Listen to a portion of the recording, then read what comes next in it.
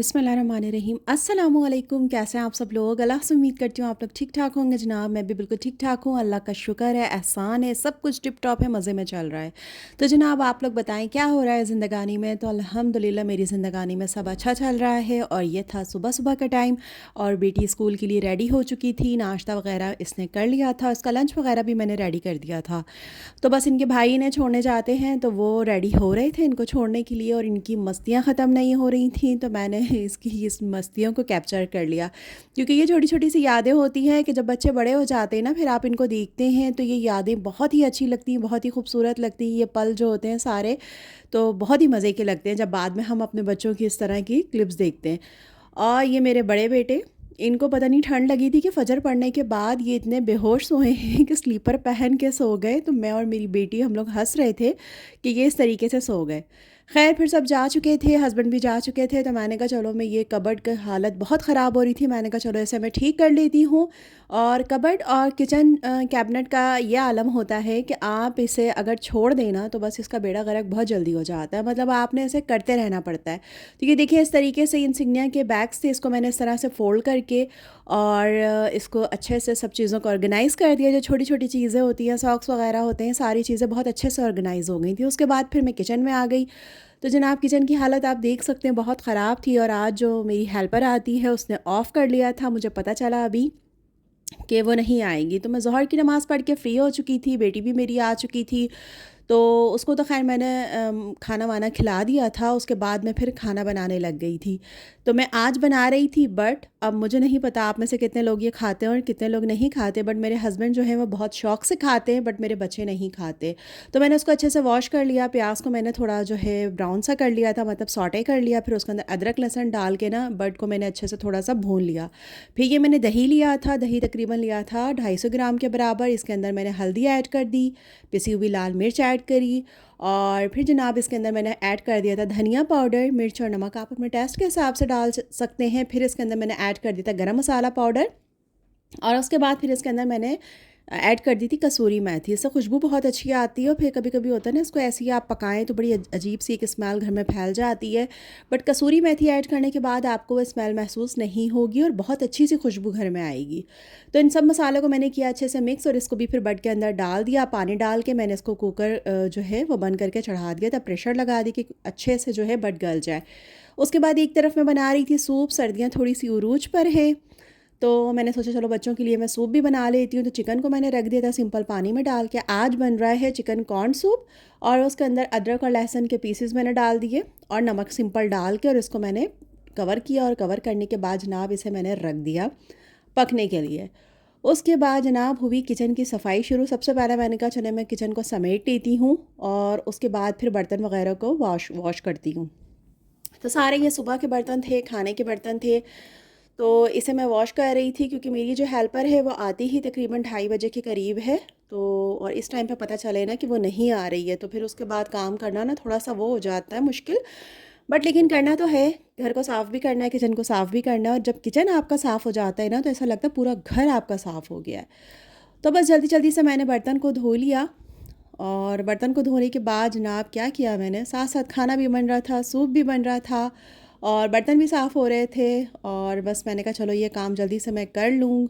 Counter वगैरह सब clean कर लिया। सब साफ़ करने के बाद जनाब ये देखिए माशाल्लाह से सारी चीज़ें कितने अच्छे अच्छे से साफ़ हो रही हैं। और ये किचन मेरा बहुत ही अच्छे से साफ़ सुथरा सा हो गया था। बोतल वगैरह सब मैंने सब वॉश करके रख दी थी और यहाँ पे मेरा खाना भी डन हो रहा था, सूप भी रेडी हो रहा था, क्योंकि मैं चाहती हूँ कि शाम का जो सारी चीज़ें हैं ना वो मैं जल्दी से रेडी करके रख लूँ, ताकि जब भी हस्बैंड और बच्चे आएँ तो सब कुछ डन हो, रेडी हो, और वो जब भी खाने को मांगे तो सब कुछ अच्छे से रेडी हो। तो उसके बाद जनाब यहाँ आ गई थी तो ये कपड़े पड़े हुए थे, धो के रखे थे। आजकल सर्दियाँ हैं तो बस बहुत मुश्किल से सूखते हैं और गैलरी में अगर ज़्यादा देर पड़े रहने देती हूँ तो कौवे और कबूतर इसका बेड़ा गर्क कर देते हैं। तो फिर उतार के यहाँ डाल देती हूँ, फ़ैन ऑन कर देती हूँ ताकि जो कुछ हल्के फुल्के से गीले होते हैं तो वो सूख जाते हैं। उसके बाद इनको भी समेटना था, उसे समेटा। उसके बाद फिर यहाँ मैं आ गई थी माशाल्लाह से। बट जो थी वो डन हो चुकी थी, इसको मैंने अच्छे से भून लिया। उसके बाद इसके अंदर हरी मिर्चें और हरा धनिया मैंने डाल दिया था और थोड़ा सा गरम मसाला और थोड़ी सी कसूरी मेथी और ऐड करके इसे मैंने थोड़ा भून लिया। ये देखिए माशाल्लाह बहुत मज़े की बनी थी, बहुत ही मज़े की बनी थी। और मेरे हस्बैंड तो बहुत शौक़ से खाते हैं। अच्छा, मेरे बच्चे नहीं खाते, बट परी ने आज ट्राई की थी तो उसको भी बहुत अच्छी लगी और उसने कहा कि मम्मा नेक्स्ट टाइम फिर बनाइएगा।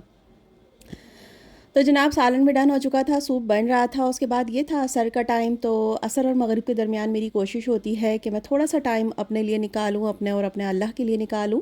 वैसे तो कुरान पाक की जो भी तिलावत होती है तो मेरी कोशिश यही होती है कि फ़जर के बाद मैं थोड़ा सा पढ़ लूँ, लाजमी कुरान को खोलूँ, क्योंकि हम अपनी ज़िंदगी में सारे काम करते हैं, हम अपनी ज़िंदगी में अपना रोज़ मोबाइल चेक करते हैं, हर चीज़ करते हैं, लेकिन अल्लाह की किताब को हम रोज़ नहीं खोलते।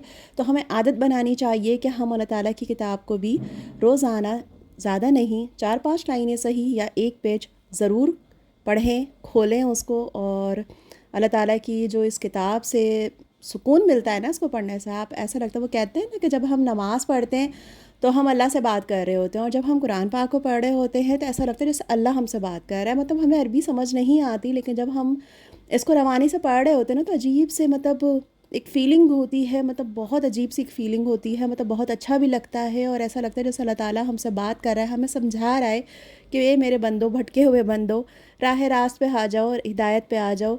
तुम्हारे लिए बहुत कुछ अच्छा है वहाँ पर, और इस दुनिया की रंगीनियों में इतना नहीं खो जाओ, इतना नहीं गुम हो जाओ कि मुझे भूल जाओ। लौट कर तुम्हें मेरे ही पास आना है, तो इसे पढ़ो, इसे समझो और मेरे पास आ जाओ।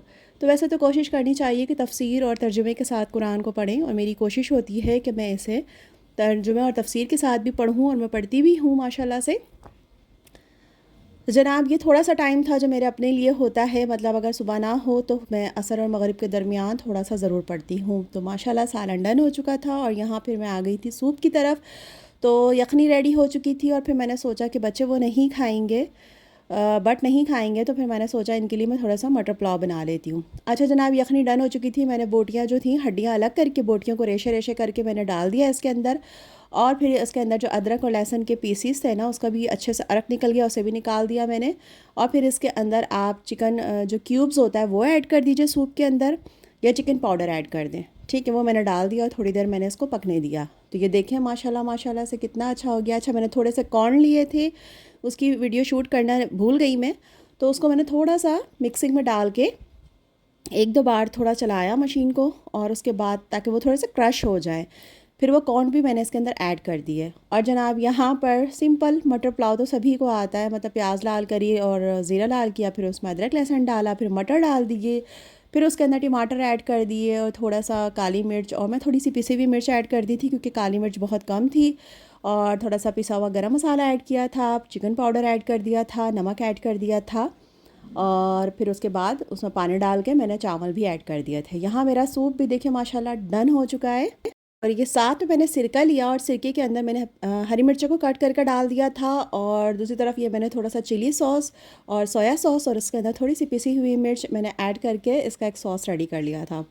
तो खाना हस्बैंड भी खा चुके थे, हम सब भी खा चुके थे। उसके बाद जनाब मेरी बेटी को हो रहा था कि उसको ये पापड़ खाने थे, तो उसने कहा मुझे आप ये बना के दें, क्योंकि वो पढ़ रही थी और रात का टाइम था ये। तो मैंने कहा चलो मैं जल्दी से उसको ये बना दूँ, क्योंकि उसके बाद 10 बजे हमारी गैस जो है वो रवाना हो जाती है। तो बस उसके लिए ये फ्राई कर रही थी और साथ साथ वो सारी चीज़ों को रिवाइज़ कर रही थी। मैंने कहा बेटे एक बार अच्छे से सब चीज़ों को रिवाइज़ कर लो, उसके बाद फिर सो जाओ। तो ये है मेरी रोज़ की रूटीन जो चलती रहती है, कभी कुछ कभी कुछ। आई होप आप लोग बोर नहीं होते होंगे, एंजॉय करते होंगे, और अगर आप लोग एंजॉय करते हैं तो प्लीज़ लाइक ज़रूर कीजिएगा व्लॉग को, और नए हैं तो चैनल को सब्सक्राइब भी कीजिएगा। जल्दी जल्दी से सब्सक्राइब करें ताकि 1000 सब्सक्राइबर जल्दी से मेरे हो जाएं और 4000 आवर भी कंप्लीट हो जाएं। तो बस ये रात का टाइम, पापड़ खा चुकी थी, मस्तियाँ उनकी उरूज पे थीं, और बस हम दोनों माँ बेटियाँ मज़े कर रहे थे। तो अपना ख्याल रखिएगा। नेक्स्ट व्लॉग तक के लिए इजाज़त दें। अल्लाह हाफ़िज़।